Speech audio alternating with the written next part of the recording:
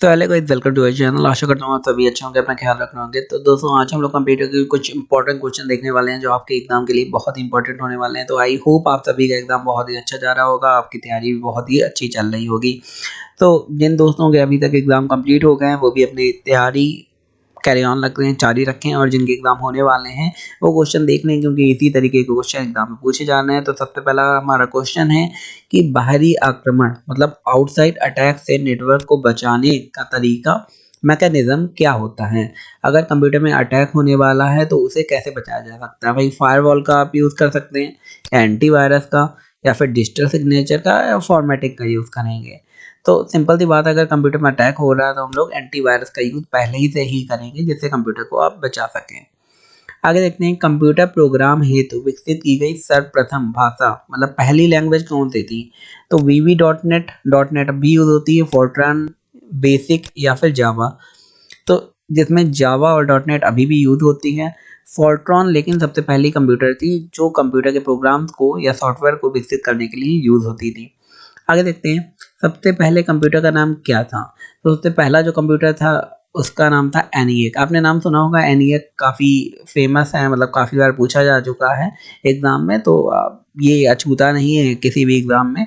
तो हर एग्ज़ाम में लगभग पूछ लिया जाता है कि भाई सबसे पहला कंप्यूटर क्या था, कौन सा, क्या नाम था। तो ये आपके एग्ज़ाम में भी पूछा जा चुका है, तो इसे पढ़ना काफ़ी इंपॉर्टेंट है। आगे देखते हैं, जब एक से अधिक कंप्यूटर को जोड़कर डेटा या इंफॉर्मेशन शेयर किया जाता है तो उसे क्या कहते हैं।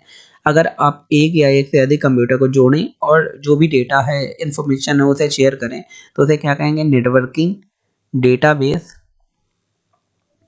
या इंटरनेट, या फिर प्रोसेस। तो अगर एक से अधिक कंप्यूटर को आप जोड़ेंगे तो सिंपल सी बात, आप एक नेटवर्क तैयार कर लेंगे, दो कंप्यूटर या दो से ज़्यादा कंप्यूटर को जोड़ के। तो दो या दो से ज़्यादा कंप्यूटर को जोड़ना और फिर इंफॉर्मेशन को शेयर करना नेटवर्किंग कहलाता है। तो ए वाला हमारा सही हो जाएगा। आगे देखते हैं, कंप्यूटर में सूचना मीन इंफॉर्मेशन किसे कहा जाता है। डेटा को, संख्याओं को, प्रोसेस डेटा को, या फिर ये सभी। तो सूचनाओं में डेटा भी आता है, नंबर भी आता है, प्रोसेस डेटा भी आता है, सब कुछ सूचनाओं में आता है और सारी चीज़ें हम लोग शेयर कर सकते हैं।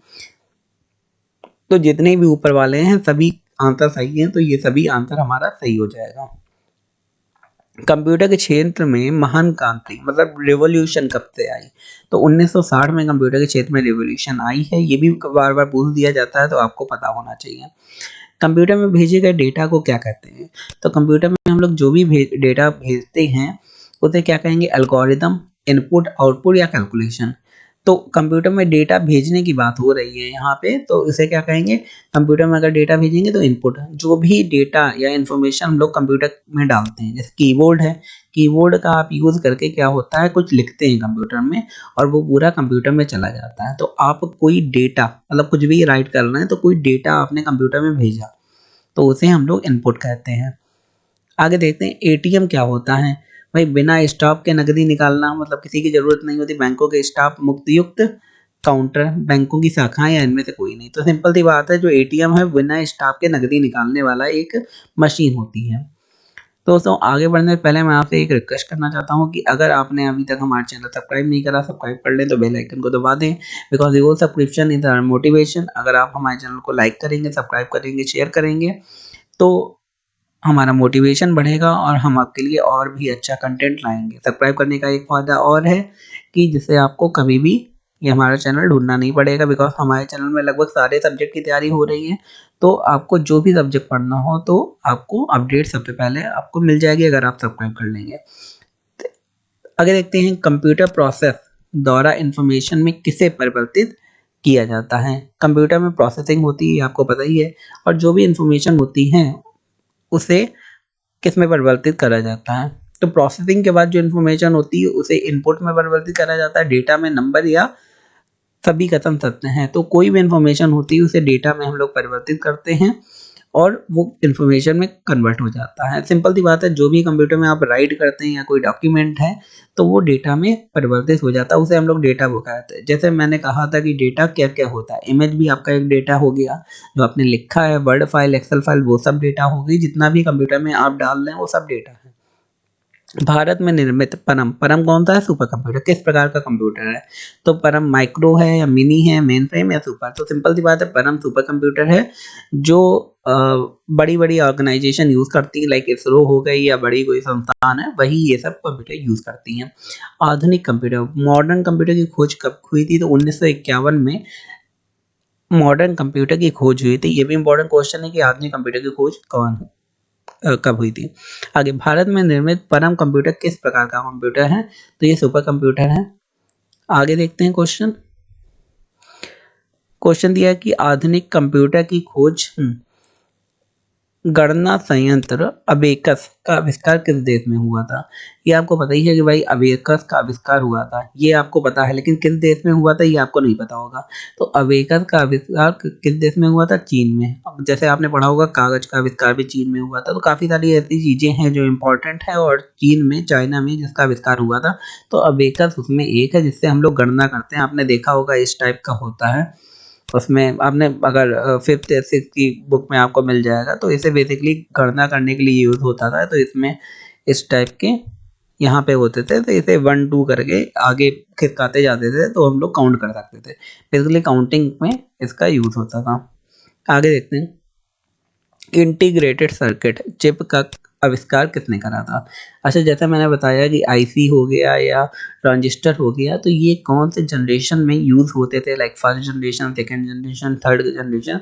तो ये भी काफी बार पूछ लिया जाता है। तो आपको पता होना चाहिए कि इंटीग्रेटेड सर्किट हो गए या ट्रांजिस्टर हो गए, कौन सी जनरेशन में यूज हुए और किसने आविष्कार किया था?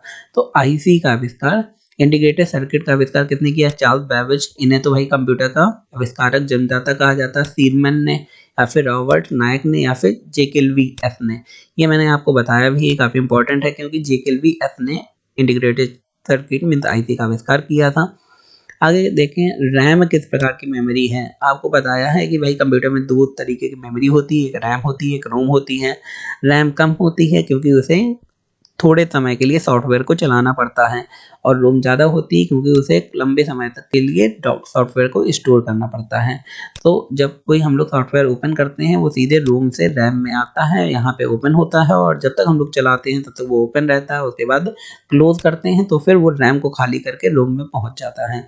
तो रैम किस प्रकार की मेमोरी है? बाहरी है, सहायक है, भीतरी मेमोरी है, या मुख्य?